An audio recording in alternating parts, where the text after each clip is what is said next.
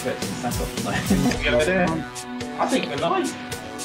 I haven't been in the live. Do you know, I think I should just move that down a little bit because otherwise you can't see all of us. A very, very good afternoon to all of you lovely people out there that are watching us. This is our second, yes, we made it to number 2, our second episode of Under the Brolly Live. It's lovely to be with you here, and given the circumstances, it's lovely to still be doing it, actually. We've done quite well, haven't we? For those of you that this is the first time that you're starting to watch us, welcome. Thank you very much indeed for joining us as well. It's always worth giving you a quick update as to who we are and what we're doing here. Otherwise, you'll think we're just some random people talking to you on our screen all about random lovely things. But we do like talking about random lovely things. So this is Under the Brolly Live. This is the MyUmbrella podcast, which is aiming to educate and inform the wider community about the lesser known LGBT plus identities, sexualities, genders, kink and fetishes. Yes, we are kink inclusive as well. We are a volunteer-led support group that are based in Reading, Berkshire, and we were established in 2015. I'll also embarrass some people now because if I can get Chrissy to give us a quick wave, and I'll get Kerry to also give us a quick rave. These are the two people that are responsible for kicking off MyUmbrella and getting us to where we are today, which is absolutely fantastic. We were launched in 2015 by Reading Pride, and our aim, as I've said, is to educate and support and socialise. And we also aim to signpost those people who require it to the relevant support services and organisations that they require if they need it. Again, in these unprecedented times, we at MyUmbrella LGBT+ feel that it's now even more important than ever to stay connected and entertained, to maintain a healthy mind and also to stay positive. And sadly, with all nearly Pride events in 2020 looking like that they may be cancelled or postponed, we know many of you will feel that a major part of your social life will be affected this summer. So, why? Sure, you know, this is why we need to have an auto cue. There we go. So, while we may not be able to run our workshops and attend our stalls like normal, as I'm sure a lot of you have seen us in the past, we've decided to bring you the next best thing, which again is us, live on your screen. Yes, completely live. You'll see all the mistakes, you'll see all of the trip ups, the whole lot. This is about as close as it gets to a script or a running order. So do forgive me if you see me looking down, because even I need to be reined in now and again. You'll see that our hard-working volunteers are going to be live streaming. You can see them dotting here, there, and everywhere. I'm trying to work out where I need to point, actually, because it's all left, right, and centre. And at the same time, we're also going to be discussing LGBT plus identities, issues, share our experiences, and of course, interact with you lovely, lovely people. We previously shared with yourselves out there in the wonderful wide world of the web a little bit more about our own backstory and our identity. So do feel free to contact us with any questions that you have, or if you want to share any stories. For those of you that would like to interact with us, you can drop us an email to info, that's info, at myumbrella.org.uk. You can also tweet us, so please start your tweet with hashtag Under the Brolly. And you can also drop your comments in the live stream. Apparently we've got Tom here who is live on the Facebook live stream at the moment. How many people have we currently got watching? How many people have got messaging? We've got 23 people watching. Woo! We could really screw it up there. So a big hello to Hayley, Kerry, Chrissy, Teresa, Chris from Pride Pics. We've also got Lana and MyUmbrella, which is me. So I'd love to hear from you. If you've got any, if you'd like to let us know where you are and what the weather is like where you are, that'd be lovely to hear. And just let yourself known, really. That's what we just let yourself go. A lot of people have done that during the lockdown at the moment. So we've got. We've got Ikura as well, who's given us a little green heart. Lovely. Lana says hi. Chris says evening to everyone. And Hayley says hi. So please get in touch. Brilliant. That's my little bit. So you can also find us on all good social media platforms as well, and we'll give you a bit more of an update of that at the end of the show. So just a quick rundown as to who's in each window, because for those of you that were watching previously 2 weeks ago, we did have 4 windows, but in one of those windows was actually our producer Mikey. Now he is currently sat in the background completely quiet. Now you can't hear what he's saying, but we can. However, we can choose to ignore him, which is also our prerogative. So brace yourselves on this, because he might tell us to do something, we might ignore it. But anyway, hi from producer Mikey. And then if I can just get everyone to give everyone a wave. So if I can go to Chrissy first. Chrissy, can you do a quick introduction? Tell all the lovely people out there who you are and what you do. Hello, everyone. It's one of the two founders. Brilliant. And yourself, Kerry? Oh, hello. Hello, world. I'm Kerry, and I'm to the founder. To the founder. And then also, I would like to introduce a lovely, lovely person who is, I've got to try and work it out now, second window from the left. Is it over there? Am I pointing to the right way now? I'm pointing the right way. It's that way. Okay, so, right. Right, okay, there we are. Okay. Lorna, would you be kind enough to give us an introduction about who you are, what you do, and the wonderful work that you do with Support You? I'm Lorna McArdle, and I'm the CEO and co-founder for Support You, the LGBT support service for Reading and the Thames Valley, where we talk to people on the phone and on the web, at the moment remotely, so we're still available for anybody with their LGBT issues.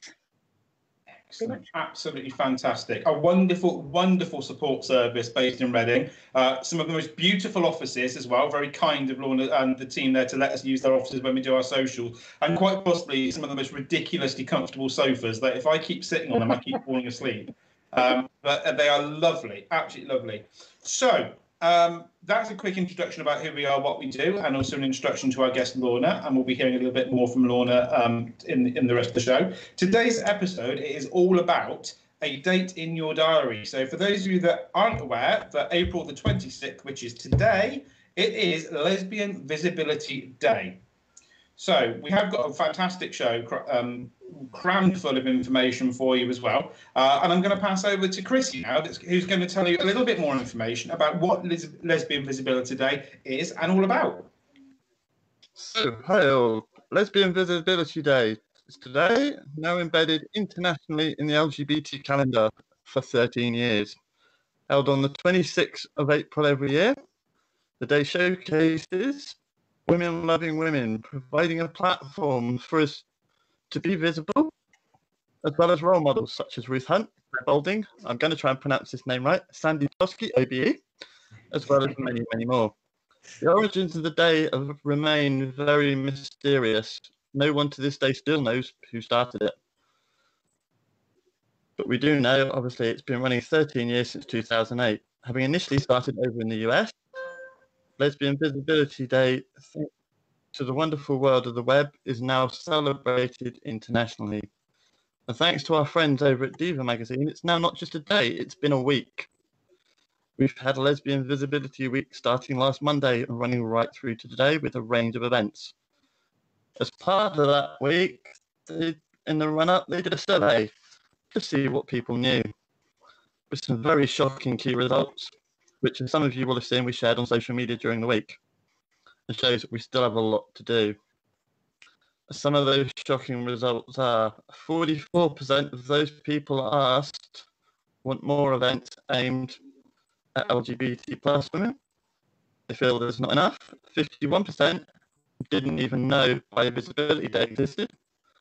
39% didn't even know the Lesbian Visibility Day existed. Over half of people, just put my teeth back in, start that one again. Over half of the people surveyed are not out at work fully. 47% have been made feel uncomfortable at work because of their gender. 27% have been made feel uncomfortable because of their sexuality. 1 in 3 have received verbal or physical abuse. 35% are affected because of their mental health. And on the subject of L with the T, 86% of those surveyed are aware of the media coverage of those transphobic attitudes of that small group of people out there. But we'll cover more on that one later. But there were some lovely supportive comments included in it. Those include, trans women are women. Of course we are. I'm one of them. Another one, I hate the thought of anyone assuming I'm transphobic just because I'm a lesbian. Trust me, I'm not. And some people's hopes for the future to be accepted for who they are without any hatred. That same-sex relationships will become accepted in society and will no longer be the odd one out. Retirement homes for people like us. And obviously, crimes against us dramatically being cut. Back to you, Steve. Thank you very much. There are some genuinely shocking figures in there, and this reinforces the reason why MyUmbrella do what they do, at the same time with the work that Lorna does with Support You, and being a voice on the end of the phone and being someone there along with Lorna's team for people to be able to approach and speak to and get support. And this is not an issue that is going to go away quickly. And it's so important to make sure that the visibility, the education, the awareness is there for people to be able to link into, but also to find out more. And we really do need people's help out there to be a really strong ally for the LGBT plus identities, and in particular, those minorities within the minority that really don't get the visibility that they so desperately need and so desperately deserve. That's something that we aim and we strive to continue to push the boundaries and to do as much work as we possibly can. And in order to do that, as I've already said, we aim to educate and support and socialise and signpost.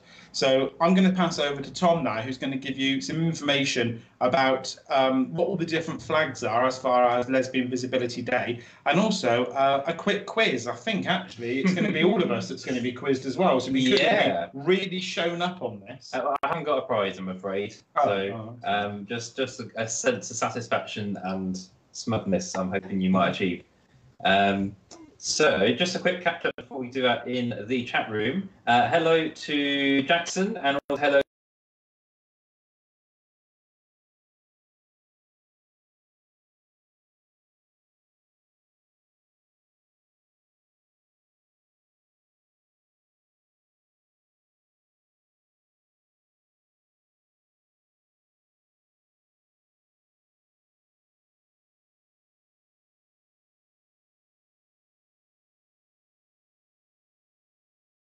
With the flags, mainly. So with the flags and what they all mean and where they come from. And today I've been delving a little bit deeper into the history of the LGBT flags relating to lesbians, and there's some shocking things I've discovered. There you go. So this is our main guys, which a lot of people have. I think Lana said that they've been promoting it to people as well, which is really good. And then we'll talk a bit more about these later, but we've also got mini guides as well over there, which you are able to get on Etsy. We'll tell you a bit about that later. So, Chrissy, I can see, has got a flag behind her, and you may have seen a few flags about in Pride events, but we've got 3 of the 4 main ones here. Would you like to be my model? You want me to be a model? Just my model. So the first flag is the Labrador's lesbian flag, which this is probably the flag when we do our events that we get the most questions about, because people don't immediately recognise it. Because people see a lot of the stripy flags and they think, oh, you know, that's the rainbow one, that's the bisexual one. This one, a lot of people don't recognise straight away. So this is a flag that was designed in 1999, and it symbolises empowerment, because you've got the axe symbol.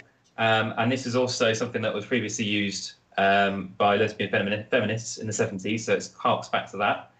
The black triangle is kind of like reclaiming the symbol that was used by Nazis to identify homosexual women in the same way as the pink triangle was used for gay men. So it's kind of like reclaiming that symbol. And the colour purple as well has been associated with lesbians for quite a while, so it's a traditional kind of design. However, there's been quite a few criticisms about this one because it was designed by a cisgendered male, and also it's got a little bit of a negative, aggressive connotation in the sense of it obviously being an axe and having that kind of Nazi element with the triangle on there. So it's still being used, but it's not the official lesbian flag, because there isn't actually, to date, one that is properly official. There's just lots of different ones. So that's that one. Lovely, thank you very much. I've got to fold it up. So the next one we've got, which came a bit later on, is one which we have got here, which is probably... You have put these on order, haven't you? I have, I'm going to hold it up and it's like a pair of boxer shorts or something. So this is the now infamous lipstick lesbian flag. Infamous because, well, we'll find out in a sec. This was designed in 2010 by a New Yorker called Natalie. So it's actually, I think that's the wrong way around. I've got one the wrong way around. So it's meant to represent the different shades of femininity that some lesbians may choose to identify with in terms of their clothing and their makeup. But a lot of people might be familiar with this now because of the fact that it was revealed a bit later on, more recently in 2018 or so, that the person who designed this flag was a little bit racist and was also quite anti-butch. So there's been a bit of a backlash against that. So this is where this one came in. So this is not been ironed. This hasn't, has it? It's very creased. Is it the right way up? I think it's. Hang on, where's the lid one gone? Oh, don't worry. It's one of the. If we do it both ways, we 50-50. Okay. Actually, let's do it that way. There we go. There you go. So best of both worlds. So this is the same as the lipstick lesbian flag, but without the lipstick mark. So again, this is meant to represent the different shades of the feminine lesbians. And if I go to the next page. So the earliest example I could find of this one being used was 2014. So it's been around a little while, but you probably still find there are lipstick ones still being produced. And I must admit, I think some of our guides have still got lipstick one in there, so that will be being changed. But there's no actual official reasons behind why this was done. We can only assume it's because of this backlash. The only downside with this was, again, it kind of emphasised the feminine side of things. It didn't include, it wasn't inclusive of the butch lesbian identities or just non-feminine lesbians. But also, I found out, shocking discovery.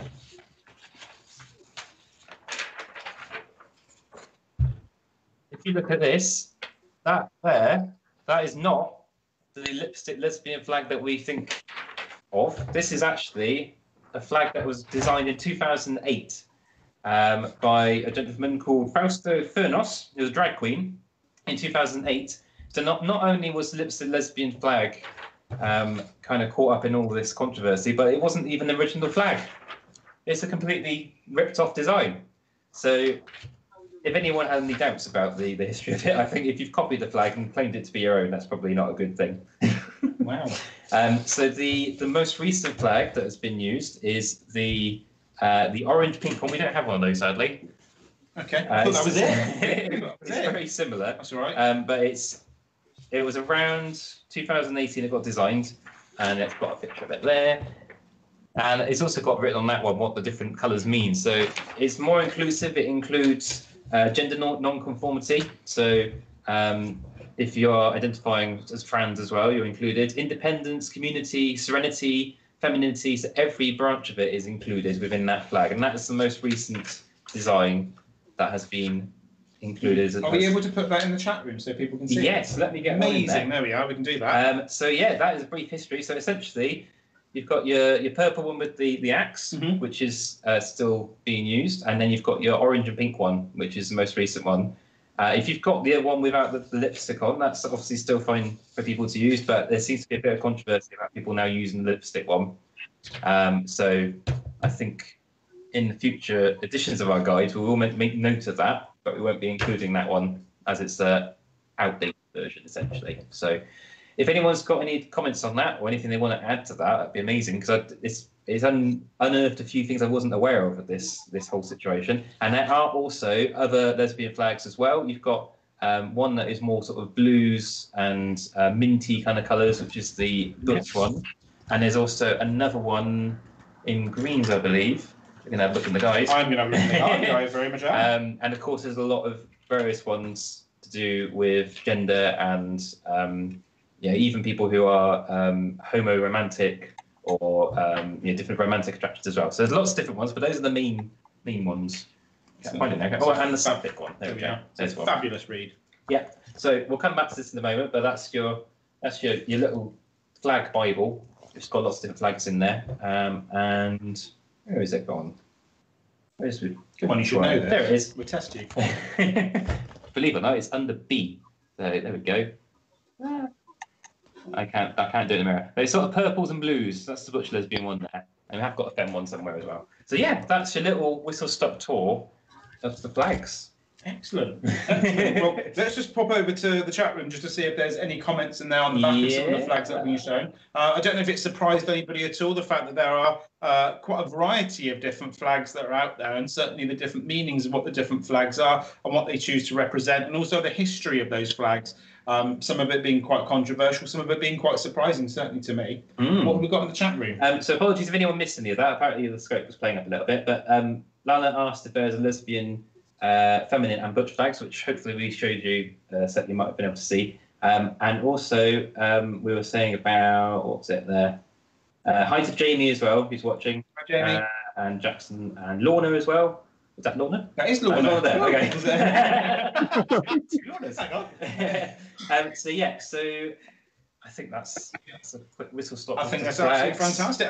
What would be really good actually is this segues quite beautifully into handing across to Lorna to actually talk certainly about LGBT, but certainly it'd be really good to hear what your thoughts are behind all the different flags, Lorna, and certainly what you're aware of with the different flags and what your thoughts and feelings are behind those. So the stage is yours.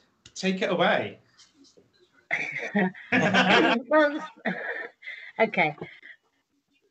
I'm not one for identifying with labels, but I do recognise that people want to find their little tribe. Let's put it call it a tribe, even though it's a lot bigger than that. But I understand that. So having their flags, I actually quite like them. I actually love all the different flags because I'm quite a visual person, and seeing all the different genders and sexualities coming through visually really does brighten things up, and it gives a new identity and shows new identities at the same time.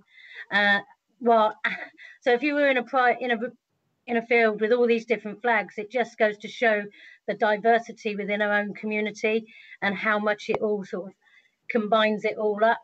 But as I said, I'm not a big lover of labels as it is, but I do understand why people want to find out which group they fall under.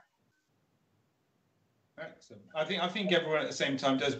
It's nice for people to have an opportunity to actually feel valid and to be able to link or identify with something, especially if it's taken them such a long time to be able to almost discover themselves. And it's nice to be able to kind of say, actually, I found somewhere where I belong, or I found somewhere where I feel valid and wanted. Yeah, I do understand why. I do totally understand why people want to find it. And we quite often use your book as a guide to helping those that are trying to find their label.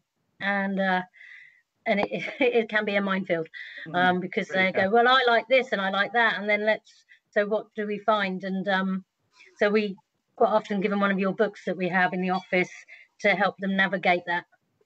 That's excellent. Oh, it's always nice to hear that they're being used out there as well. And we it's nice actually. We see them crop up now and again, actually, just occasionally. So it is really nice. As far as Lesbian Visibility Day, there is quite a lot of talk, and certainly we've been first-hand witnessing to some of the events that happened at some of previous Pride events, with regards to certainly when we were at London Pride with the protest against the L with the T, and I know that that's something that you're quite passionate about as well.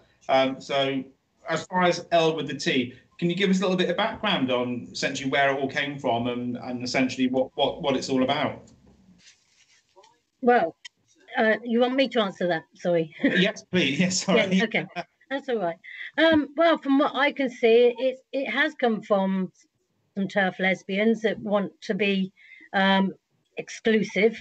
But I'm glad to say I don't know anybody like that within my tribe, lesbians.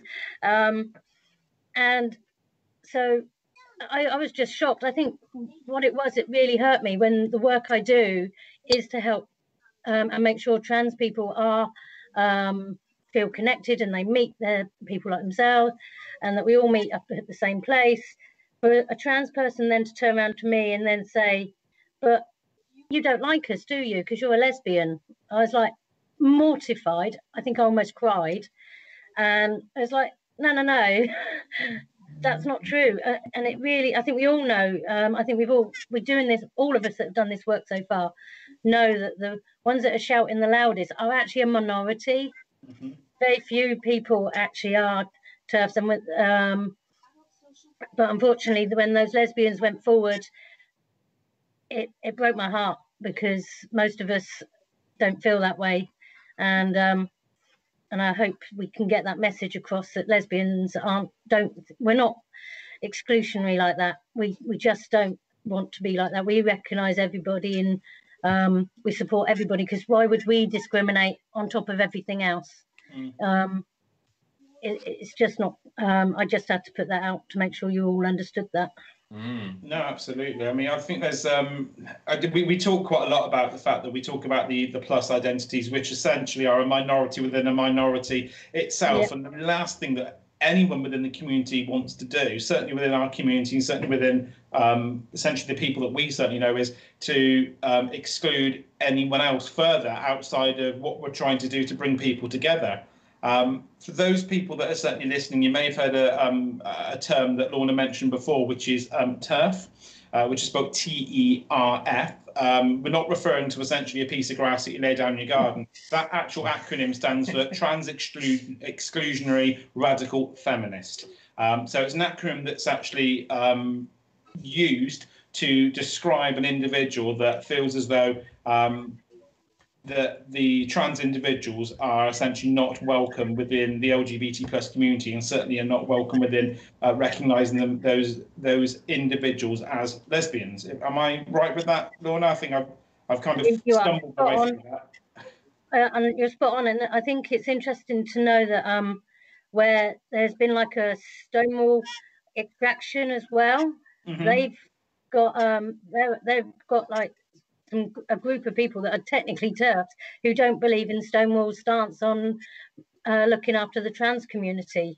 And I'm glad to say the main one, if you stick with the main one, they are completely inclusive, and they're still fighting the fight for everybody. And but it's so shocking when people just don't understand. I think a lot of it's just not understanding, and they just think the binary and that's it. And I think, unfortunately, even with their own community, whether they be lesbian or gay men, they can tend to be a bit blinkered as well, and just believe in the binary and don't think that there's anything in between with the spectrums. Or in my case, what I talk about is the globe these days, rather than a spectrum, but of our identity. I think that's a really good way to explain that, actually. I think it's a good way of getting the point across as well. Do we have anything in the chat room at all, Tom? Actually, at the moment, it's gone a little bit quiet. I think people are listening to what we're saying, actually. That's always reassuring. Which is nice. That's good. So, yeah, please do get in touch. And if you've got any experiences that you'd like to share, or if you've got any questions, feel free to ask. Or if you've got questions that you don't feel comfortable asking with your name attached to it, obviously you can message us. We've got our details above here. One thing I was going to say as well is me and Steve were actually at the London Pride 2018, was it? Or 2017? 2018, where this protest happened at the beginning of the parade in London Pride. And it was, for us, it was a really bizarre event, because obviously there's a massive build-up to Pride Parade, and you can hear all the people, warming up and getting excited, and then suddenly this tiny little group of people with a really raggedy little banner sort of went past screaming and stuff. It was a bit of a strange beginning. But on the back of that, obviously, we started doing L with the T products. Very much. From our volunteers made 4 stalls at Pride. And what was really nice is that we actually met people who were also at London Pride, who had been there at the time and were talking to us about it. And the response that we got from that was overwhelmingly positive, because it was, like you say, Lorna, it was a small percentage of people who were very loud that were making this point across, when most people either didn't understand what's going on because it was a bit confusing, or if they did understand it, no one was supporting them. There wasn't any kind of response. There was no cheering or anything. It was very muted on the day. Yeah. I think what disappointed me about that day, though, was that the organisers just didn't move them away. They let them carry on and let them stay at the front. And okay, in hindsight, I don't know what caused them to continue. Maybe they were too worried about it holding it back too long to remove them. But personally, I would have just wanted to remove them. Yeah, Yeah, this is it. absolutely. I have a feeling, I think we spoke to someone who was involved with London Pride, and the general consensus seems to be that it's safer to let them go. Yeah, to kind of let them go and let them do their bit, and then it was such a bizarre atmosphere that I think it just bemused people more than actually got the point across for a lot of people, which is kind of positive in that sense. It wasn't what they wanted. But we have got a couple of bits in the chat room for people. So Jackson says Pride literally happened because of trans women, which is true. I really don't get why people are so discriminatory. Lana's listening back on some old episodes, I think. So that's always good. Really cool. So yeah, you can see how episode 2's got much better. So yeah, it's one of those things that comes with these visibility and awareness days and weeks. Is that on the one hand, it's really great that we're celebrating, but it's a bit of sadness when you realise how much more work there is to do, even within the community itself. So. And also, Kira said, in agreement with Lorna, I was so disappointed that they were allowed to lead the parade with a message of hate, which is true. Yeah, very much. I think this is probably a good opportunity. Actually, I'm going to put Chrissy on the spot here because Chrissy is, don't look at me in that tone of voice. Okay. Chrissy is one of our founders and identifies as a trans woman.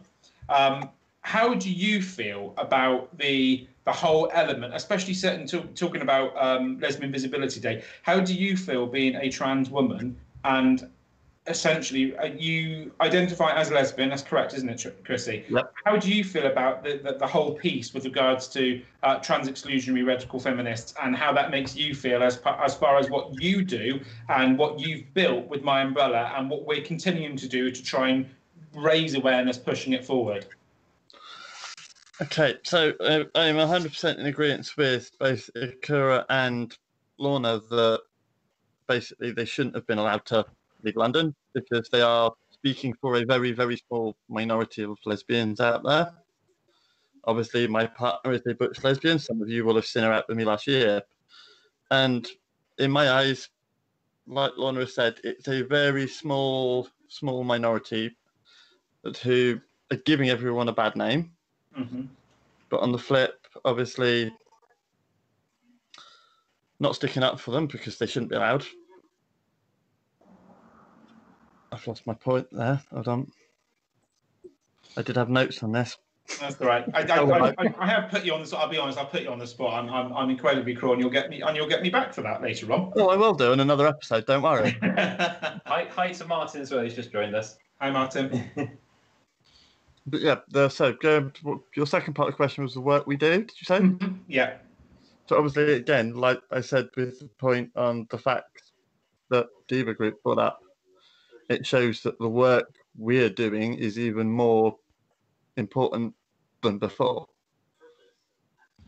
I think it's really important to remember that the reason why Pride happened, as Jackson said previously, was down to a trans woman, and we cannot possibly forget the history that exists as a result of the Pride movement moving forward, and certainly everything that we are trying to achieve with regards to inclusion and equality and diversity within the LGBT+ community, and breaking down those barriers and those boundaries that people seem to want to create within the minority and certainly within the community itself.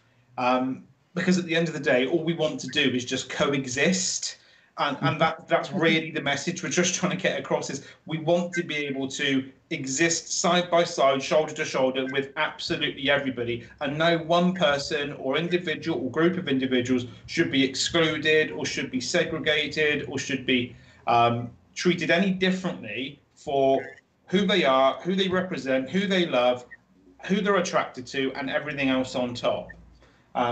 And that is one of the things that I think a lot of our viewers, certainly a lot of our listeners, will definitely see as we continue to go through the Under The Brolly podcast and certainly the live ones.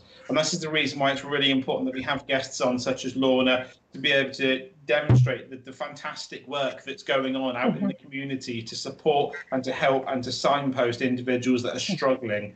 And for those of you out there that weren't aware of the fact that it's Lesbian Visibility Day, please keep an eye on our social media platforms. We've got a fantastic repository of information. We'll keep you updated with all the fantastic stuff that's happening as far as dates in the diaries, and certainly all the other bits and pieces that go on within the community itself.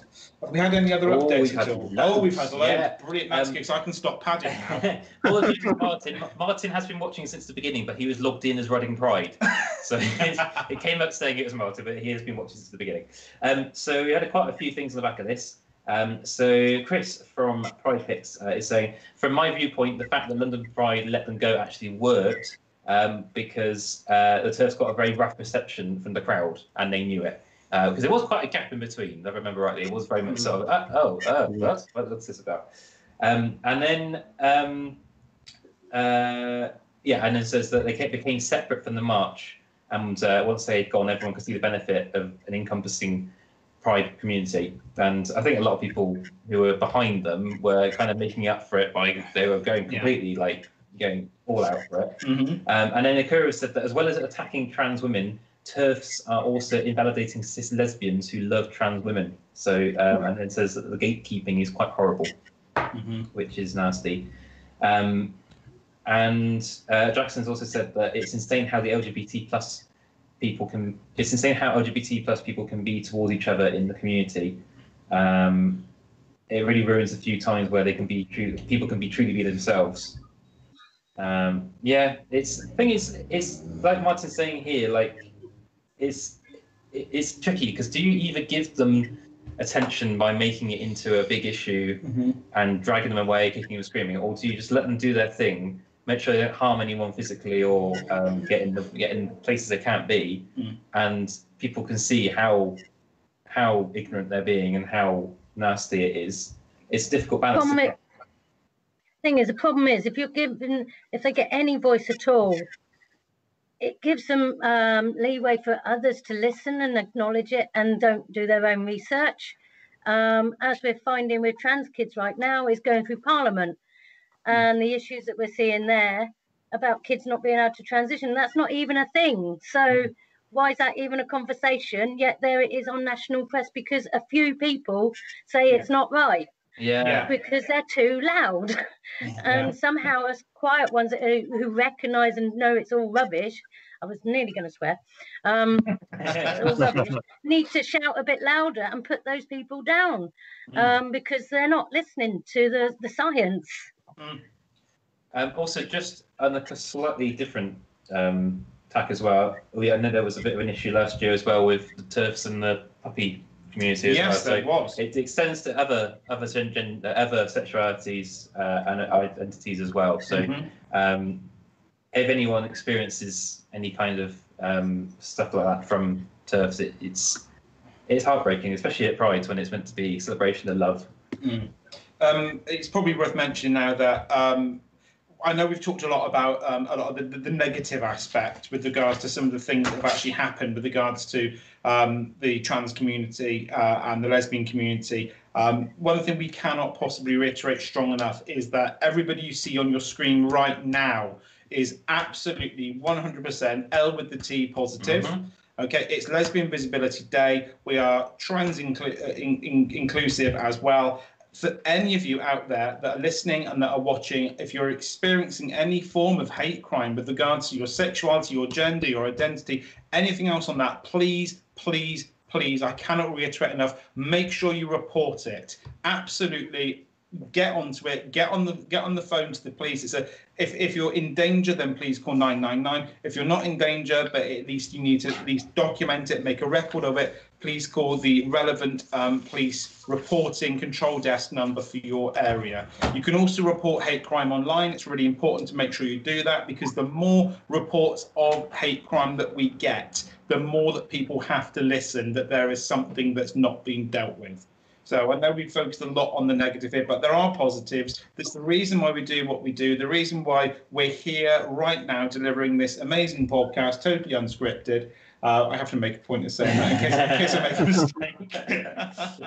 And the reason why Lorna and her fantastic team that support you do the work that they do, and the reason why Chrissy and us lot do exactly what we do when we get out and about to all the different Pride events, to really shout from the rooftops about those lesser known sexualities, genders, identities, kinks and fetishes that no one talks about. I think we've got another comment in there, haven't we? Steve Lloyd is just saying it's a big problem with politics. There's a lot of politically active people who are trans exclusionary across all parties. There's been a lot of animosity at every major political party in the UK around this. Yes, and there is something going on at the moment. Lorna, I think, touched on it just now. There is something going on within one individual who seems to have found it their right to be able to start talking about something that they know nowhere near enough information about with regards to young people being able to transition or actually having access to information and resources to allow them to be able to transition as well.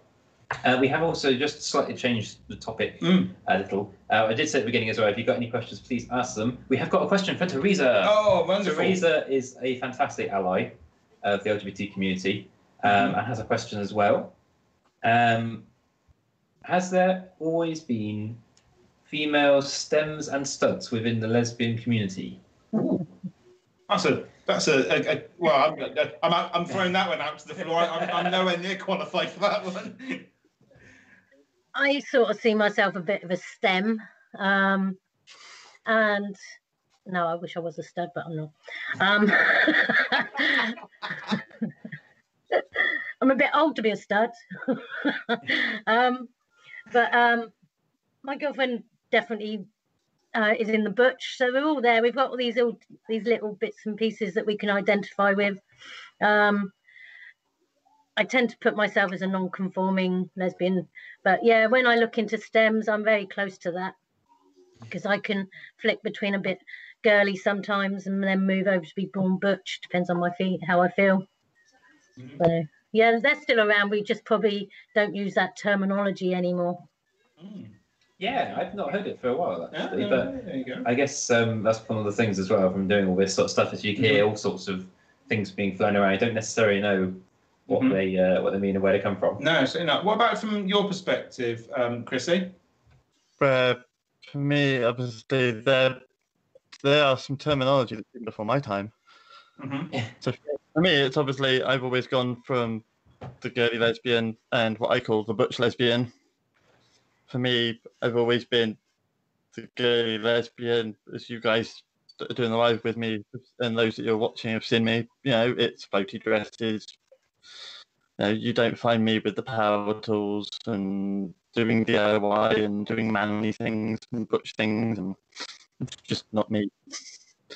If I remember rightly, we actually changed the design of our ID badge because it wouldn't go with one of your dresses. You did. I made you change it. It didn't suit my outfit. Conversation via email. So I still have that email tennis on file as well. I think it's probably quite interesting that I know that we've spoken to Lorna and certainly we've spoken to Chrissy, and I'm going to give Kerry a little bit of a heads up now, but from an individual from the outside, essentially, that doesn't fall under certainly identifying as lesbian or identifying as trans, what are your thoughts as far as Lesbian Visibility Day and the TERFs within, certainly that exist within the community, a community? What are your thoughts on that, certainly as a founder of MyUmbrella? In regards to TERFs, my thoughts I can't broadcast. Right, very tactful of you. You are live, do not swear. It's probably best. When you think of the community, you go LGBT, which is lesbian, gay, bisexual, transgender.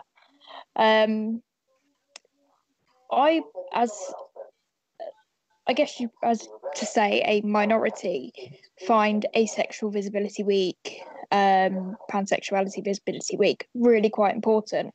But I still find that Lesbian Visibility Week, Lesbian Visibility Day is equally as important. Sorry, I've just run down the stairs. I'm really out of breath. So unfit. Yeah, even though sort of like lesbians are sort of, God, this is going really, really badly.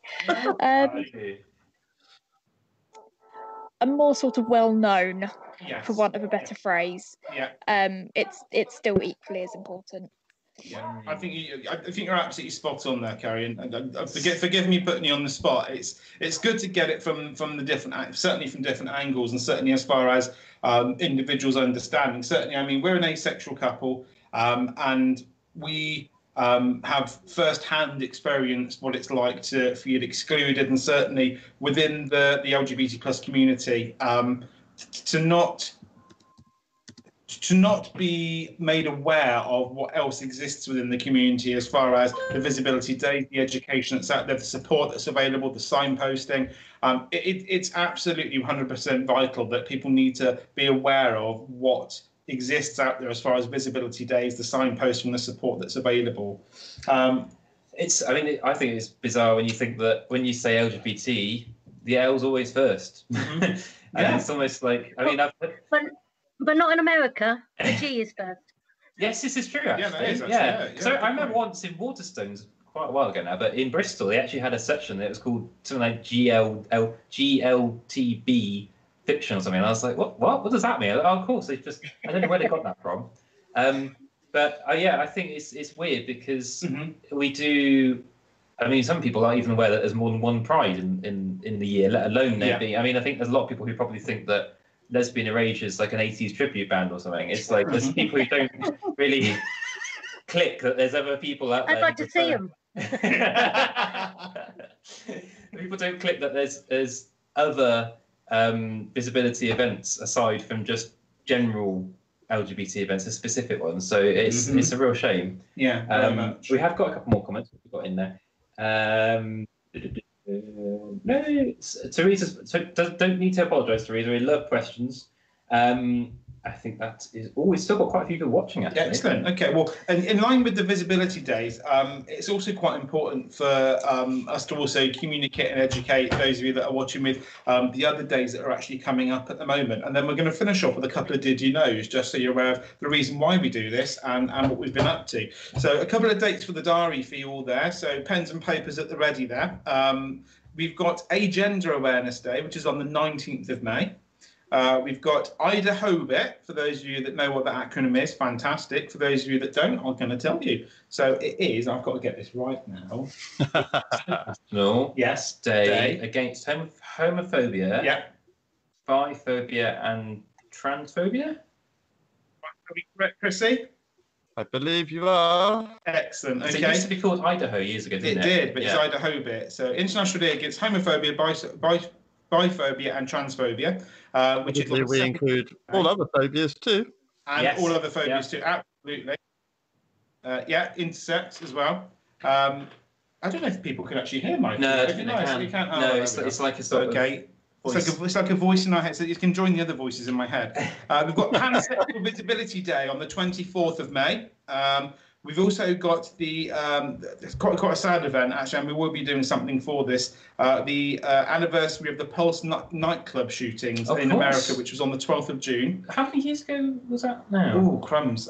Good question. I'm gonna throw it out there. I want to say it was about 2017. Whatever we say, it's going to be a shock. How long it was. Yeah.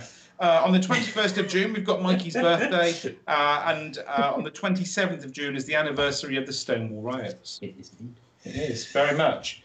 You missed a birthday in that list. Sorry? You missed a birthday in that list. There's a window on the screen. Yes. There is another birthday for... It's not on my list. It's therefore it doesn't exist. It's not on the list because it's so well known. That means I'm 1 year less from 30. Oh, yes. Go on then, Kerry. Tell us what the date is. The 30th of February. The 30th of February. There we are. Well, we haven't got that far yet. Liar. I was going to say, I thought you were. I was going to say the star sign there, but I thought that might identify. Brilliant. So I think I've got a little silly thing for us to do now. Excellent. To lighten up everyone's day. So if you didn't think the last 50 minutes were silly enough, brace yourselves because it gets worse. So if we want to play this with the audience, that'd be amazing. Okay. So basically, I've got a little quiz. Because it's Lesbian Visibility Day, I thought we could play a little game which involves some riddles. So I've got some little riddles that are the names of some famous lesbians. I was trying to think of a funny name to call the game, but I couldn't. So if anyone's got any puns they can suggest, that'd be much appreciated. All right. Lesbi quizzed? The only one I thought of was riddled with lesbians. Riddled with lesbians? That's anyway, going to get work, but it doesn't sound like. It sounds like a disease now. Oh, I tell you what, that chat room or mailbox is going to fill up. I know that. So we'll call it lesbian riddles until we get a better name. So we've got 10 lesbians. If you can identify them, please shout them out. And also that goes for the chat room as well. Okay. So if you enjoy cakes and danishes, you'll find this person quite interesting. Oh, we've got Carrie. Okay, Carrie. Oh, Sandy Topstick. Oh, My there we beloved are. Sandy. I'm going to try and keep score. Yeah, I'm going to try and keep score. Was that what Carrie was going to say? Was it? Okay. Well, I'm going to have to write this down now because there we are. So because Lorna. Okay, I'm going to give Lorna and Carrie a point for that because Carrie put her hand up and Lorna shouted out. So I think between the two of you, there we are. So Well, I can't see anybody, so. So we're not excluding anybody. Okay. Right. Next. Whether it's horses or dogs, this presenter is always a good sport. Oh, Carrie. Carrie again. Claire Balding. I do know it. Okay. No matter how, number 3. No matter how tough the crowd might be, this award-winning comedian will just keep swimming. Oh, it's a good one. I've got it. Let's see if the chat room's got it. So Martin's saying he can't type quick enough. Okay. So apologies for that. Martin's also guessed Sandy Tostig, right? Okay. Let's see if anyone gets that one. Actually, so none of the team got that one. So just to read out again for the chat room. No matter how tough the crowd might be, this award-winning comedian will just keep swimming. What does that say? Gin? Oh, go. Oh no, Yeah, we've got it. there No, we go. Martin's got it. Martin's got it. Yeah. So it's Ellen DeGeneres. That's a name, isn't it?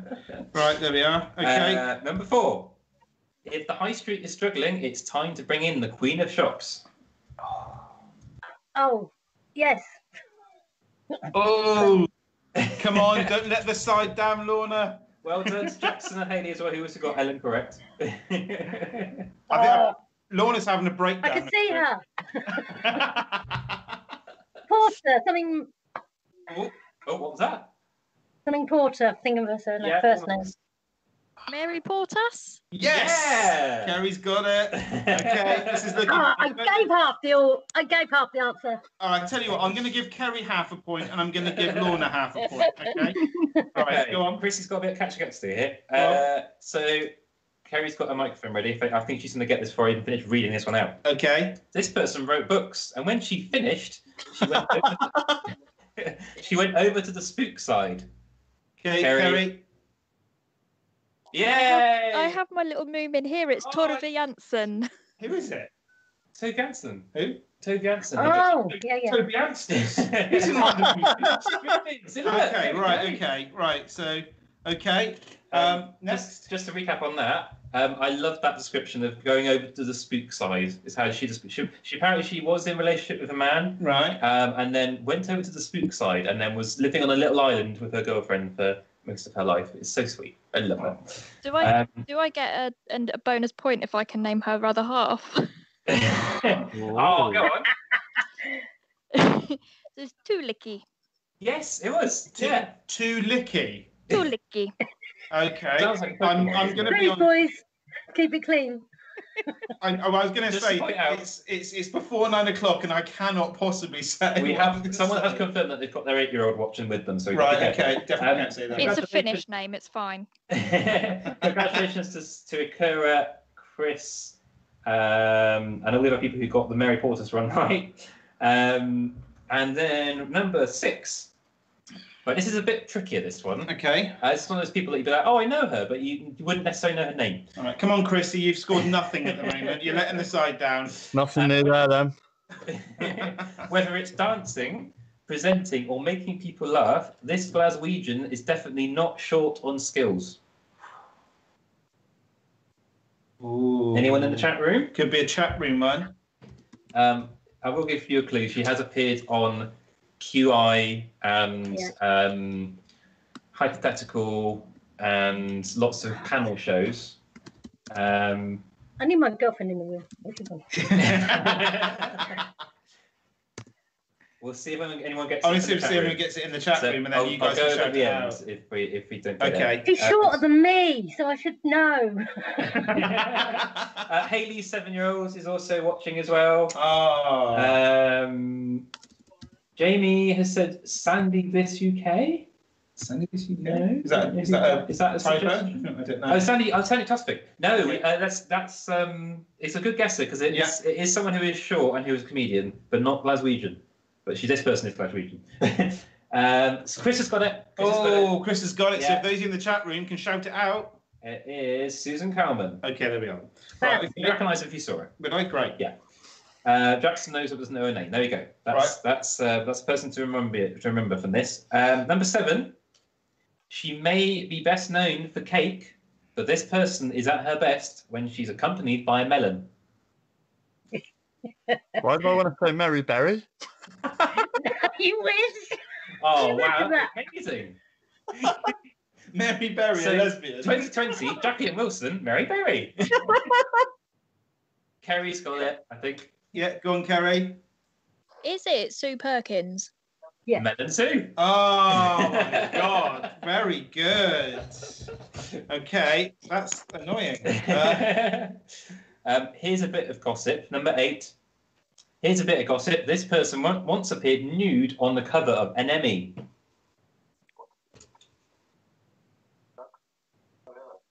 Anyone in the chat room might know? Who is it?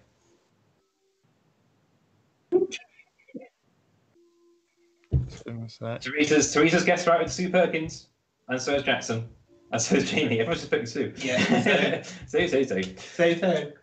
So anyone from the chat room want to suggest who the nude model in the NME might have been? Because no one knows here. No. Okay. Number 9. This Canadian singer is sure to get you crying.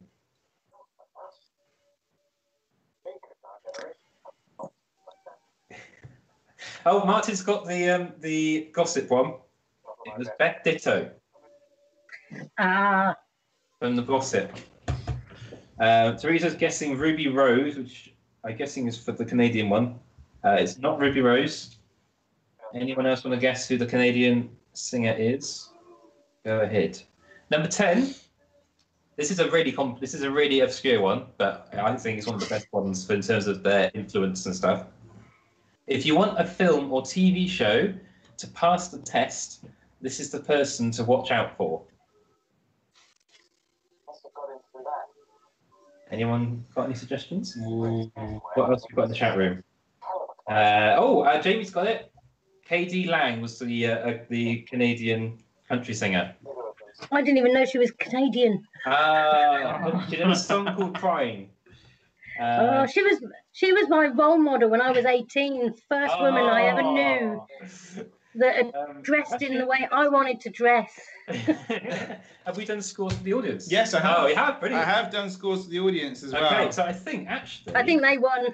I think out of all the 10, the only one that we're yet to get a catch up for on the chat is number 10. So just to read it out one more time. If you want a film or TV show to pass the test, this is a person to watch out for. We'll give them another 10 seconds. Yeah. Potentially. I mean, the current scores on the doors are Kerry is in the lead with 5.5. We've got Lorna with 1.5. And the audience? And the audience are on 4. So it's all to play for, potentially. I mean, the audience could be coming second. No one's come through yet. No. So I think I'm just waiting for it to catch up. So for those who have guessed in the future that we're about to read their comments, well done. Yeah. If not, the answer was Alison Bechdel, who is a cartoonist from America, who did a long-running cartoon strip about a group of lesbians, which was called Dykes to Watch Out For. And the reason that she's become famous is because she made a comic strip which had a throwaway kind of gag, but it ended up being the basis of a feminist test for films and books and TV shows, where it was meant to be that if there's a scene in a program or a film that includes two women talking about something other than a man, then it passes that test. But there's very few films that actually do that. Is it like a lesbian litmus test kind of thing? Kind of. Okay. So it's more about feminism. But it's been a model that people have used, and a lot of films recently have used it to kind of provide the fact that they are, they're passing this test. But also the comic strip is amazing. So I like comics, so I've read a few of them. So the scores on the doors are: Kerry came in first with 5.5. We've got the audience second with 4, and Lorna with 1.5. Oh, I'm so sorry, Lorna. Oh, you could have been in with a chance of winning one of our MyUmbrella supporters badges as well there, because we're determined to get rid of them. We're talking about prizes. Talking of the prizes, absolutely. Wow. So here's a couple of Did You Knows just to wrap up with. Firstly, we'd just like to say a huge thank you to Lorna joining us from Support You, and also a huge thank you and acknowledgement for the wonderful work that Support You do, and also the fact that you've been such a massive supporter of what MyUmbrella LGBT+ do as well. We genuinely couldn't have done what we've done without your support. We really appreciate it. Thank you so much. Also, a couple of Did You Knows for our wonderful audience as well. We not only run social events, but we also attend and have attended a number of prides across the UK. We facilitated training events with a number of blue chip and global corporates to present to them what they need to know about the LGBT+ community and how to be more inclusive.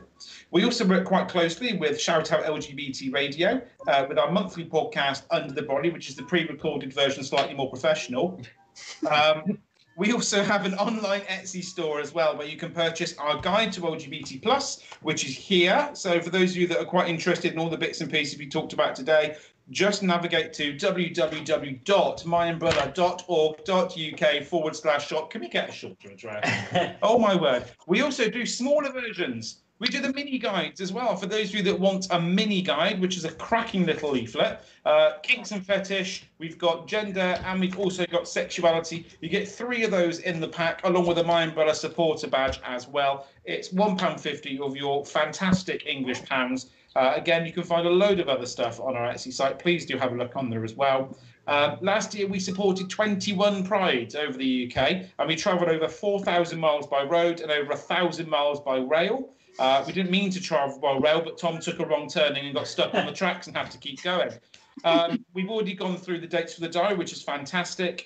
We've had some amazing questions from all of our viewers. Thank you so much for being involved in what we do and for getting involved with us today as well. We really appreciate it, and we cannot possibly do what we do without you out there and interacting with us. So from myself, from Tom, from the team, from Kerry, Chrissy, and from the very quiet producer, Mikey, and also Lorna, this is a goodbye from us, and we'll see you all very, very soon. Bye now. Bye. Bye-bye.